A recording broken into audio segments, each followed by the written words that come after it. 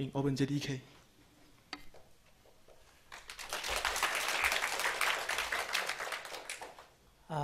我的国语不是太好了，所以我会用英语说。可是你可以问我用国语问我问题，我尽量答你们，好不好？好。So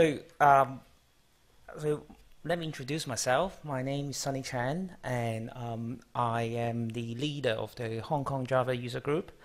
My experience, I previously worked in IBM's Java Development Center, writing JVMs, and then now I work in a major investment bank looking after their Java infrastructure. So today I'm going to talk a little bit about garbage collection in OpenJDK. This is going to be a bit more kind of introductory talk, in a sense that I'll start from basics and explain a little bit more about how garbage collection works in JDK. A lot of people come to me, developers come to me and say, hey, Java is slow because of sort of like, all the pauses in garbage collection. In fact, if you actually know what to do with them, you can actually get really good performance out of garbage collection.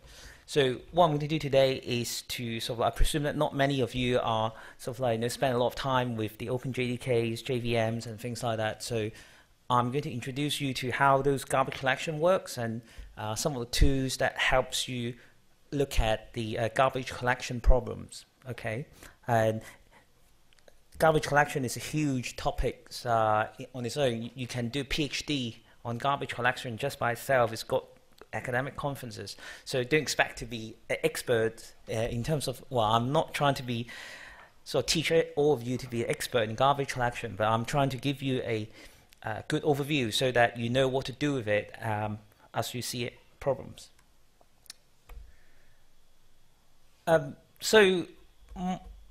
Garbage collection, it's pretty fundamental to Java and in fact any languages. So like nowadays you can actually run things like JRuby or Jython or things like that on the JVMs, and it's actually a fundamental part of why JVM is so good at dealing with memory and things like that, so that developers don't have to go around and sort of like start to think about free and malloc and things like that.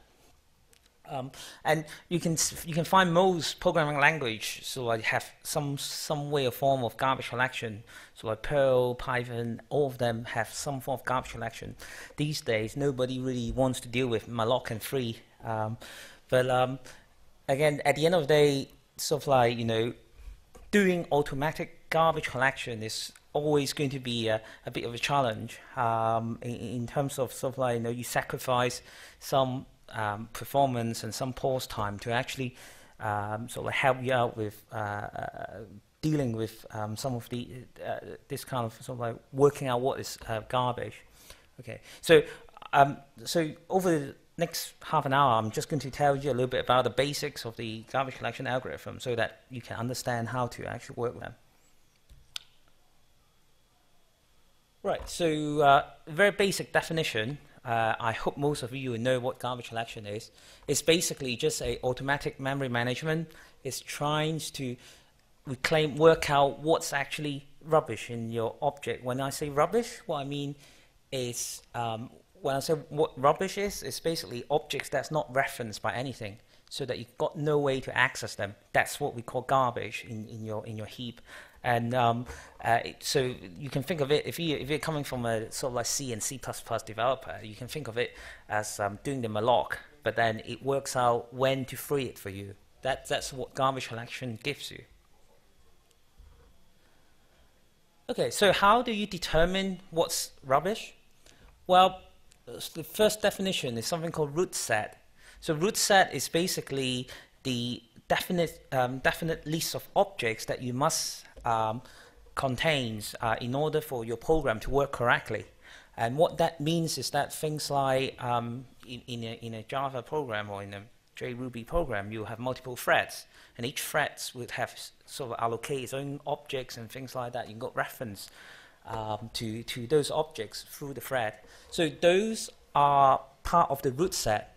So and other things like class statics, So if you allocate a class and then you've got some static class data in it that you can reference by any other thread or any other object, they are part of the root set too. So those root set is really important to determine what's actually garbage or not. So once you find out what the root set is, in fact, most of the JVMs and things like that will know, because it's a typed, saved JVM, which means that it actually knows what's in the registers, whether it's an object or not. So once you find out the root set, you can work out what's garbage. So the garbage is the things that you can't reach by walking all the reference. And things that you can actually walk, it's basically not garbage, and you have to keep them. So I've got a little graph that I didn't show it quite properly here, but never mind. So if you think of this, all the shapes are objects that you have in your memory. So we've got the roots from here.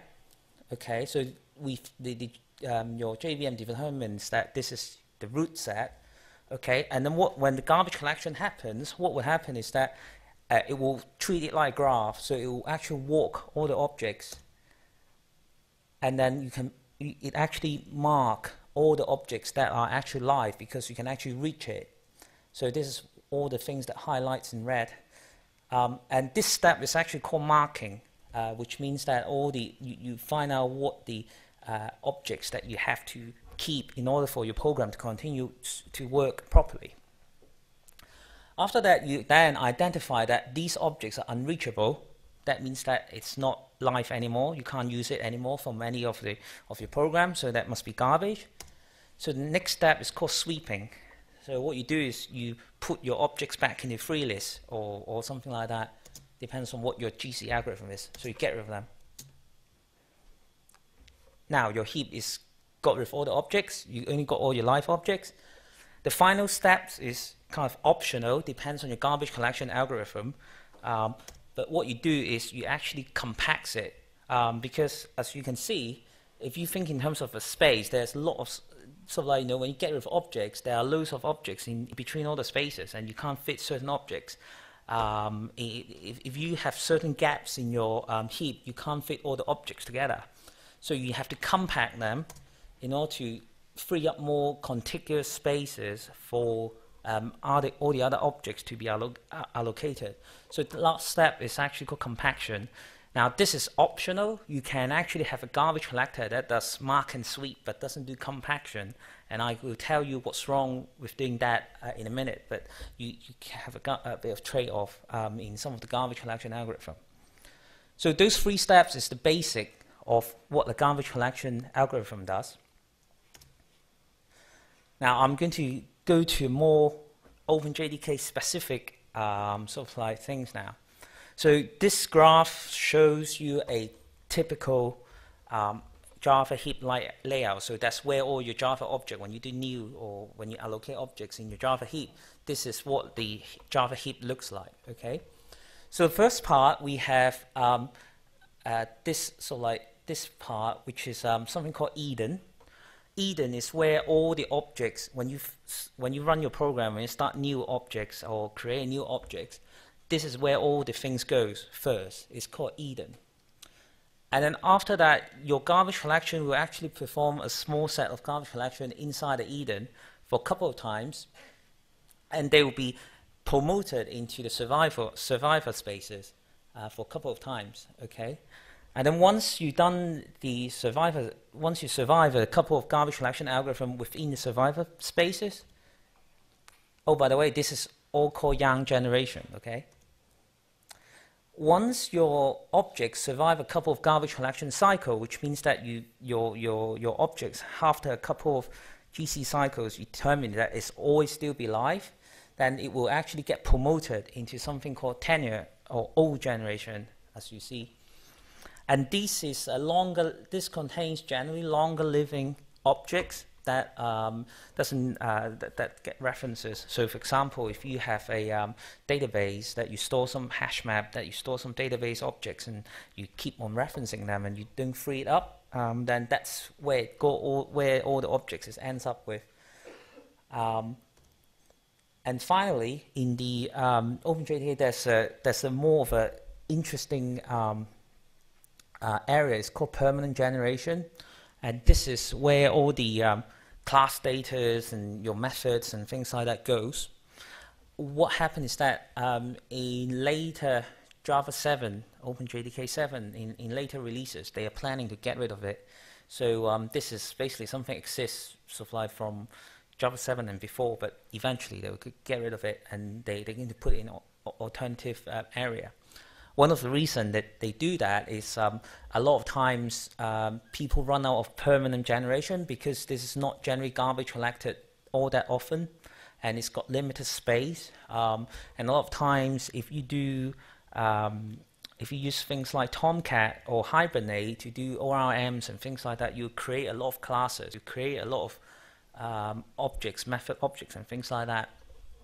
And as a result, you tend to run out of object. You get out of memory error in the permanent generations, and it actually tells you in the in your exception message in the JVM. And this is why they're trying to get rid of this. They can actually put it in other areas that sort of like don't have limitations in terms of how much class objects that you have. Okay, so why do they organize the heap this way? Oh, by the way, one thing that I forgot to mention, you notice that there's a lot of white spaces here. One of the reasons is that the JVM, the garbage collection algorithm in the OpenJDK VM have some certain assumption such that all your heap has to be contiguous, so you have to be one block. So when you start with JVM, you will actually seize your heap, you seize the JVM process, allocate a big block of memory. But those are not mallocked like you do in C program. It's actually virtually a lock. It's basically just an mmap call to Linux kernel so that it actually reserves the address space. The physical memory is only being allocated once you actually start using it. So sometimes when you do top for a Java process, you'll find that the virtual size is actually quite big. It's like 2-3 gig. But in fact, the resident size you see in that Java process is only a couple hundred max. And that's because the OpenJDK GC algorithm have to have a contiguous space. So at startup, it just allocates a big chunk of virtual memory. And the physical memory operating system only assign the physical memory until you actually start using it. So sometimes some of the new people that start working with JVMs and OpenJDK got a bit of panic because when they see top and they see, oh, how come my virtual set size is huge? That's the reason why. But generally, it doesn't actually use up all those physical memory. So why do we have all this young generation and old generation? Why do you sort of like do it this way? Why don't you just have one big contiguous space for your heap and treat it just sort of like do mark and sweep? Well, one of the really interesting research that they have done is that if you look at a lot of the Java program or sort of like transactional programs, so like think of it as like a Tomcat, you processes web request. And generally, you generate transactional objects, short-lived transactional objects in that web request. And then once the request is done, you can throw them away. So that's what we call the generational hypothesis. So the hypothesis says most objects die young. In fact, you probably find sort of like 80% of the objects you allocated lives sort of like for sort of like couple of garbage collection cycles. You don't actually collect a lot of those objects. So this is why one of the things is that if you can actually get rid of, sort of keep your live object as small as possible, you don't remember the marking step that you have to work out all your graph. If you can sort of like work out that most objects die young, you can actually do optimization to actually keep your garbage collection time lower, the pauses lower. Okay. So in the young generation, it's used an algorithm called copying collector. okay? And so how it works, so I've got a little animation. So you see in this block, we have a kind of an Eden space, represent an Eden space. So all the red things are basically the dead objects that we have identified, and the green ones are the live objects that we have identified during our marking phase. So a copying collector, what it will do is actually copying the objects into another space. So what we do is, so for example, the first block is red, so it gets rid of it.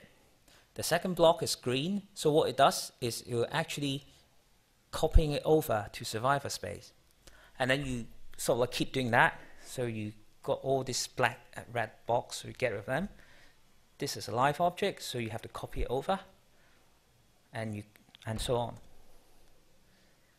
Now, can you see you actually done a sweeping and a compaction in one operation, because you're just copying objects and you actually align them into right blocks, and you've moved them. So you don't have to do all the sweeping and compaction. All you have to do is you just do the marking. Once you work out the object, once you mark the object is live, you just copy it. So it's very cheap. It's very fast for sort of like if you have to get rid of large amount of objects. But obviously this wouldn't work if you've got a long living data, you've got loads and loads of objects that you have to copy. That would be very slow. So this is why in the young generation, in the Eden, remember we said that objects dies young. So we expect that in the young generation, most of the object looks like what it started off with, which is lots of reds but a couple of greens. As a result, this is why they use the copying collector for the young generation to actually improve the collection time. So once an object, as I said, once an object survives a couple of cycles, it will be promoted to 10 generations. That's my football team that I support, and they got promotion last year. So that's what happened. You get promoted once you survive a couple of GC cycles. So as I said, once the objects have done a couple of young generation, remember, notice that we do a copying collection a couple of times. Once you've done that in the collection, then basically it will be promoted into 10 generations. Generally, the 10 generations contains longer-lived objects, okay? And most of those things are generally live, so you have to use it pretty often. And in this space, it will actually use the old full mark, sweep, and compact cycle that I explained in the beginning. What happens is that obviously that's slower. You're doing more operations. You have to mark the object, you have to manage the free list, you have to move the object, compact them. But generally it's less frequent. So because remember, your young generation have get rid of 90% of your objects anyway. You don't expect that there's going to be a lot of things that goes in there. And if it goes in there, then generally you don't actually require a lot of marking. So generally you don't actually touch those spaces until you actually run out of memory. So I explained a bit earlier, permanent generations. So it's sort of like if you use hibernate and things like that, then you generate out of potentially out of space, and that causes quite a lot of out of memory error. It will actually say, if you out of memory in permanent space, it will say out of memory error perm space. And what you normally do with those is basically just expand the permanent generation, and that's going to go away. So you don't see that problem anymore. Right. Another concept in the garbage collection world is so-called stop the well. One of the things is that when you do marking and compaction, you will obviously don't want any of your applications start changing all your object graph and sort of reassigning all the objects and things like that. As a result, JVM has to stop all the application thread doing anything, and then start doing all the marking and compaction and all the sweeping cycle. And this is what you observed when you see the Java program running, and then it kind of stops and basically pauses. The JVM actually doesn't actually use the operating system features to actually stop the threads. It actually uses a save point, which is a cooperative stoppage. So basically, every single time you the JVM do certain operations, it will actually touch a page, and that will cause a exception, a signal back to the operating system, and that's how it actually pauses all the threads. So sometimes you get hangs and things like that when you do a save point. When you actually do a thread dump with your JVM, you actually see something that so the JVM is in the save point, and sort of like, you know, this is sometimes causes problems, and that you can actually look out for them. Okay, so I've explained most of the basics of the garbage collection. Now we can take a look at some of the different types of algorithm that you can actually use in the in the OpenJVMs. So the first, the default one that everybody, so like if you run the command line without any options, is basically something called throughput collector. And the way that it does this is that if you look at this, the green line represent your application thread. That's what you normally, your application, your Java application is running. And what will happen is that when you do a throughput collector, when it runs on memory, it will actually stop all the application threads and actually use all your CPUs, the red line, to do all the garbage collection. And then once it's finished the garbage collection, it will go back to the green line. Your application keep running until your heap runs out of memory again, and then it will run garbage collection to clean up more space. Now, as a result, you can see that sort of like these are the stop the well pauses. As I said, the JVM have to stop application changing any of the thread. So this is what you observe when you actually run sort of a large application, and then you see sort of pauses and things like that. Might be useful in batch applications that sort of like, you know, you keep doing a lot of work, and then you can sort of pause every now and then. But it might not be suitable if you're running a web applications, and then you expect that to be responsive for your application, and you can't afford to pause it. So what can you do? Well, there's another garbage collection algorithm that's implemented.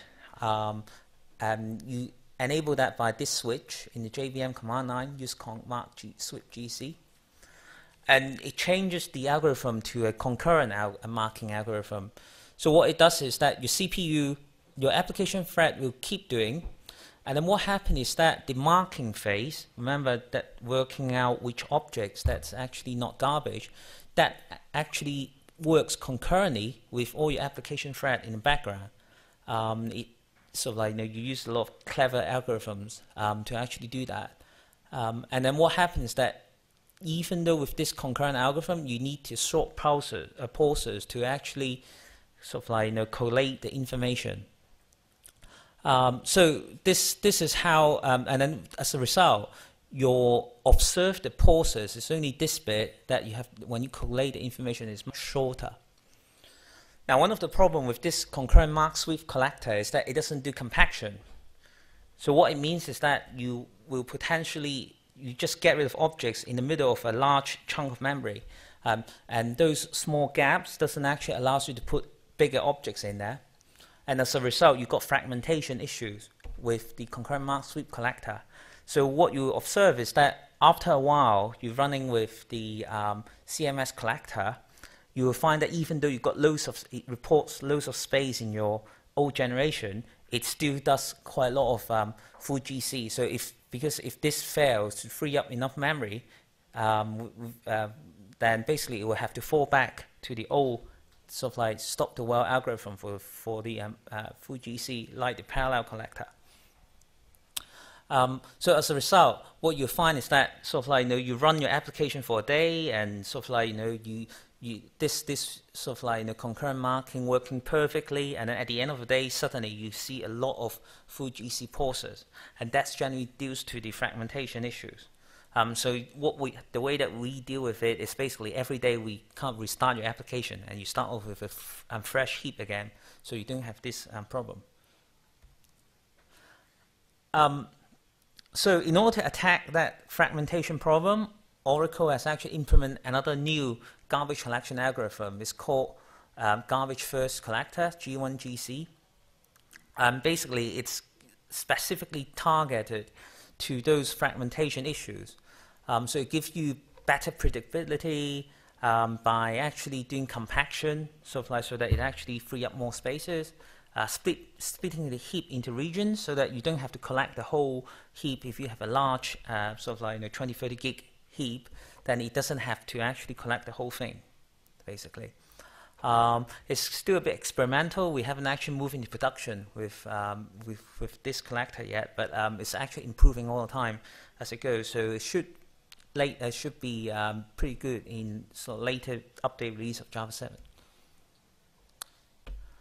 Okay, so I'm going to take a couple of minutes, last couple of minutes, to give some programming advice in terms of what to do, what you should do to help garbage collector in the when you're writing a Java program or using OpenJDK. Okay, use simple object layouts. The marking time that it takes, remember to work out what's garbage or not. That depends on how complicated your object's layout is. So if you use simple objects, the marking phase is going to be shorter. You should also prefer small and short-lived objects. That means that so that your yarn collection works really well, and that so that you can actually that the yarn collector can get rid of most of the objects, and then when you do the old generation collection, it'll yarn much faster. Finalizers are evil. Don't use them. But basically, it causes potentially you can actually cause object to be live again during the finalizer phase. So don't use it. Don't use system.gc. So don't force a system.gc because it's causes a lot of pauses. And use heap dump to analyze your heap usage.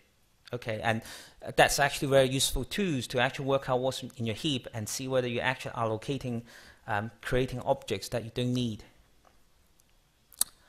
So that's all I've got, and I'm quite happy to answer any questions.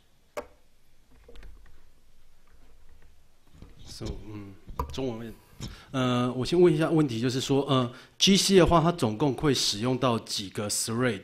因为我在看他说跑 parallel 机械的时候，我们碰到一个问题是说，如果2个 thread 在算那个 reference count 的时候，一定会有时候会有先来后到问题，而找不到一些 circular 的 dependency， 或是类似这种问题。OpenJDK 不用 reference counting， 我们用 marking， 所以如果你用 marking 的，你没有 circular reference 的问题啊，因为你有一个 basically 你有一个 mark bit， 你知道你已經 visit 了哪一個 object， 然後呢，當你看到一個 circular reference 啦，你知道你已經 mark 了哪一個 mark bit， 所以你不用再做什麼，所以沒有circular reference 這個問題啊。可是呢，你需要有一個 process， 因為你的object graph 不可以改變。當你 marking 的時候呢，你的 object graph 不可以改變，所以你有一個 process。reference counting 沒有這個問題啊。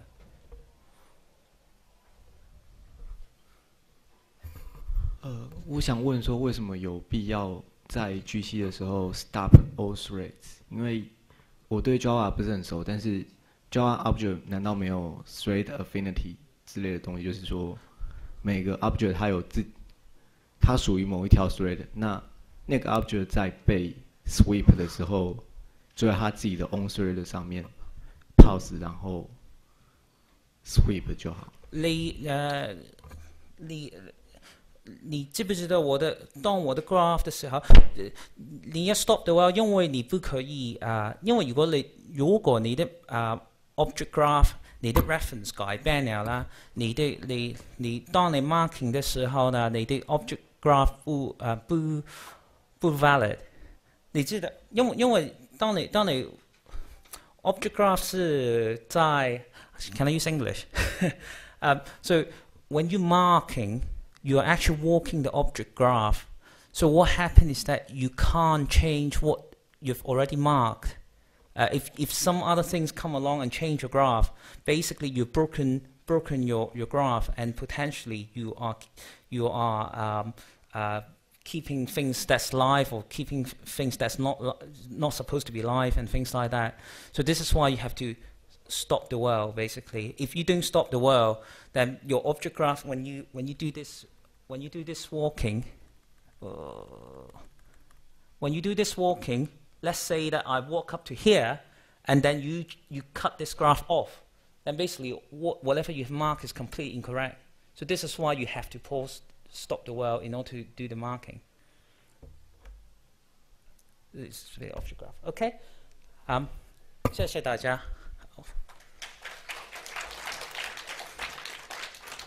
哦，我有几件T-shirt 了。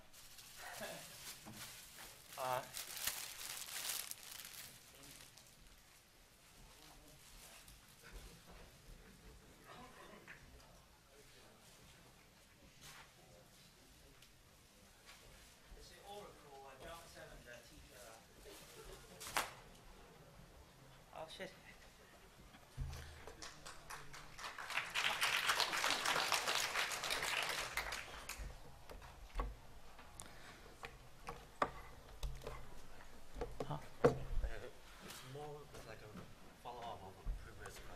Yeah. It's about the concurrence Mark. Yeah. Since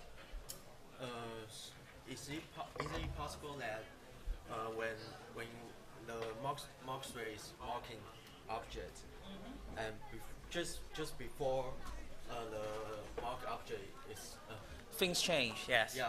So this is why you see when I draw the diagram, there's a short pause, there's a stop the whirl process. That phrase is actually called remarking. So it's really clever. The way that they do is they put something called write barrier. The write barrier is that every single time you modify an object in Java, it remembers that which objects you modify. You have marked bits in there. So during your concurrent phases, and then you actually your application actually modify an object, it will actually put a bit aside and say, hey, I've changed this object while you're marking. And then during that pause, it will actually remark it, so like following all the graph to actually work out, oh, sort of like, no, you change the object and you change the reference. And this is how it keep it consistent with the concurrent mark algorithm. So this is how. So you will still using CMS. You still have a small pauses, but the pauses is much smaller because you basically don't stop the whirl for the thing. But then the thing is that you use a background thread, so you taking out CPU, so you reduce the throughput basically. So the mark thread is